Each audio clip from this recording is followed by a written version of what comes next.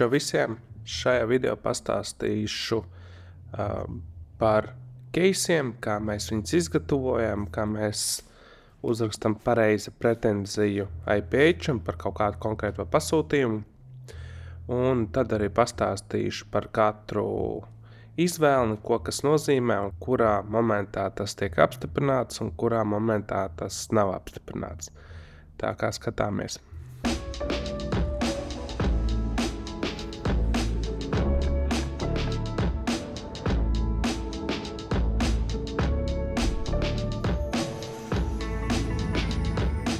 Lai izteiktu vispār kaut kādu pretenziju, mums pirmkārt ir jāatrod kaut kāds orders, kur mums, piemēram, klients uzrakstīja, ka nav piegādāts vai ir atsūtīts lobās nost un tā tālāk. Mēs atrodam kaut kādu pasūtījumu, piemēram, paņemsim vecā kaut kāda. Piemēram, mēs paņemam pasūtījumu. Mēs vēlamies uztaisīt kā pretenziju, mēs spiežam šeit lielo pogu Create Claim. Spiežam virsū un šeit mēs jau redzam. Mums jau viss, principā, galvenais lasiet tekstu, ko jums prasa, un tad, principā, viss būs kārtībā, bet pirmais ir šeit mēs izvēlamies iemeslu, par ko cilvēks sūdzās, par ko jūs sūdzaties, piemēram.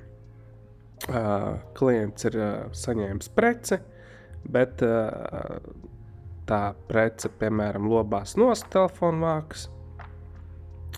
Un šajā gadījumā mēs varam atzīmēt peeling off, ka lobās nost, bet šeit jau mums ir paziņojums. Ja pasūtījums ir sūtīts bez primera, ka primers tas ir papildus grunts slānis, lai turētos, šajā gadījumā viņš uzreiz tiek noraidīts automātiski, jo nav bijis primers. Jūs gadījumā primeru var arī nosaukt par apdrošināšanu, ja gadījumā būs kaut kāda problēma ar kvalitāti, tad viņš, kā mēs izskatīsim individuāli, bet principā jebkuru case nav tā kā automātiski kā kancelojās. Mēs katru ejam individuāli skatāmies, protams. Un šeit mums raksta, ka mums vajag obligāti primeru. Tad solution šeit mēs izvēlamies, kāds mums ir solutions. Tas ir kāds ir atrisinājums šajā konkrētā situācijā, vai es vēlos, lai man pārsūta, vai es vēlos, lai man atgriež naudu. Un šeit arī uzspiežam resend un viss notiek.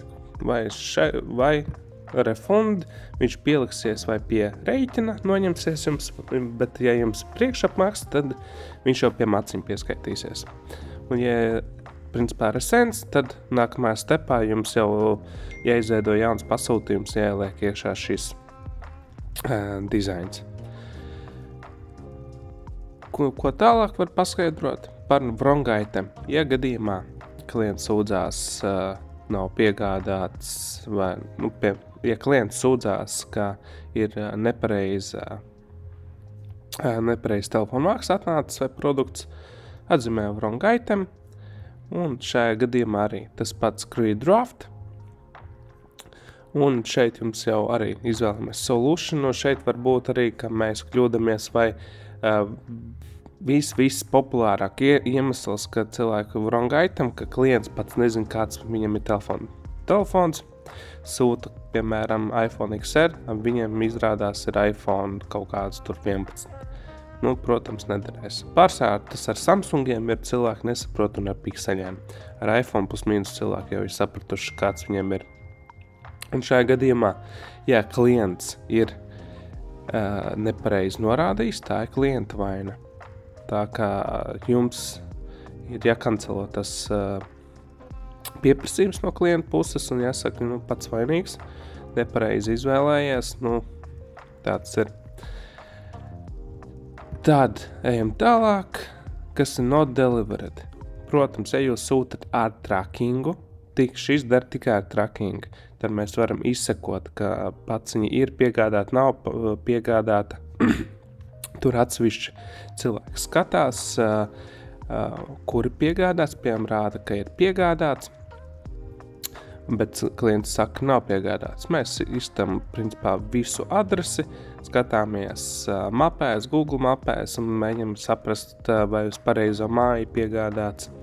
Un visbiežākais tā, kad viņi piegādā uz kaimiņa, piemēram, jo daudzās valstīs nav vispār numuru, uz mājām numuru, Barsē ir tikai uz miskastēm numuru, un viņi tur katru kaut kādu dienu tur izved miskastē ārā, lai izved, un viņi mēdz jaukt viņus vietām, un tāpēc bieži gadās, ka kaimiņiem vienkārši piegādā. Jūs ar klientam uzrakstat, kā sazinieties vai aiziet pie kaimiņa ciemos, pajautājiet. Un pārsvarā tas viss arī palīdz šajā situācijā. Bet, protams, ja nav piegādāts, mēs izskatām un tad jau atgriežam vai pārsūtam.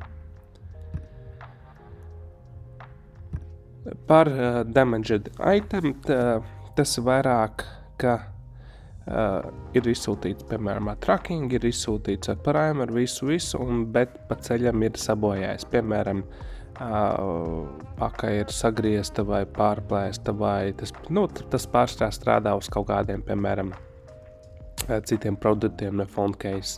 Parētam gadās, ka piegādes laikā tiek sabojāts, tas ir, principā, šī iemesla dēļ.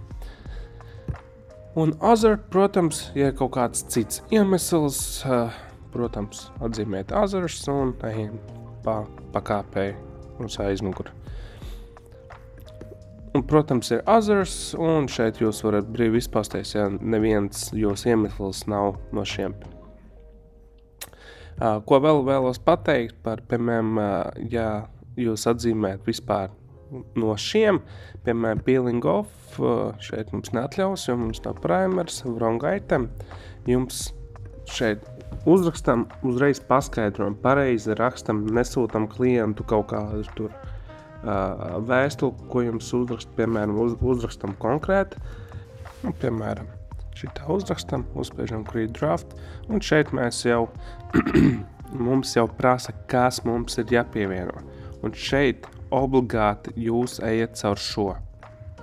Ja jūs nepareizi, jūs nepievienot bildes, mēs viņu uzreiz kancelosim. Mums vienkārši nav pamatojumu un pierādījumu, ka jūs pieprasījums ir konkrēts, un mēs uzreiz viņu noraidīsim. Obligāti pievienojam vairāk informācijas bildes, lai mēs varam saprast.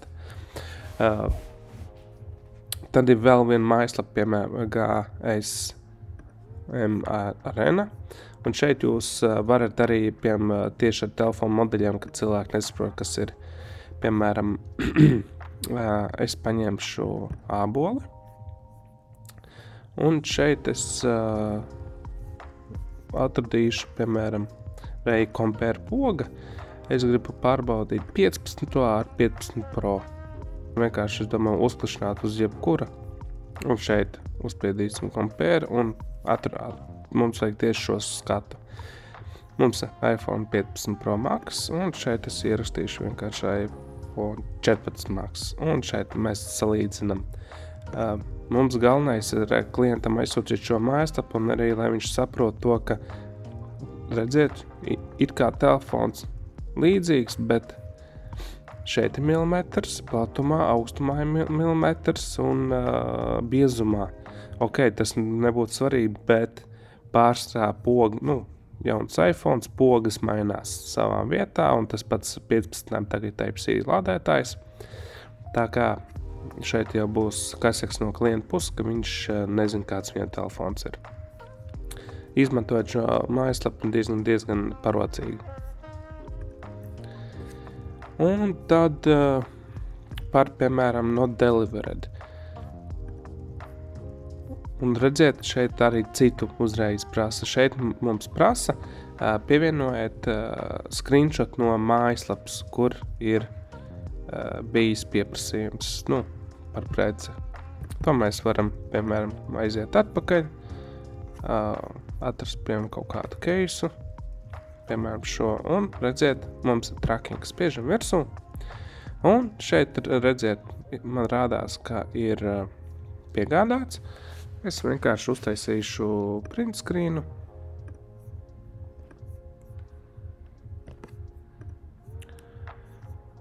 Un es tā pievienos downloados un es uzreiz paņemu piemēram case. Šeit mēs atzīmējam, piemēram, kaut kādu no delivered, choose solution, refund, un šeit, vai, piemēram, resend es paņemšu šajā reizē, un šeit ierakstu, piemēram, šeit uzreiz create draft, es pievienoju screenshot no mūsu trackinga, un submit. Un šeit, redziet, uzreiz parādās jauns loks. Viņš, ja es atzīmēju, kā pārsūtīt, redziet, man viss info ir saglabājās, es pievienoju tikai dizainu. Es vēlējos, piemēram, pārsūtīt kaut kādu, piemēram, šo dizainu. Un save. Viss. Un mēs gaidām verifikāciju. Principā tas viss par case'iem. Esam uzmanīgi, mēģinam pielikt maksimāli daudz informācijas, lai mēs varētu pareizi izskatīt jūsu kā pieprasījumu un lai jūsu pusē viss būtu kārtībā un klientu pusē. Tā kā tiekās un, ja kas, rakstiet komentārās YouTube jautājums un mēģināsim taisīt nākamos video.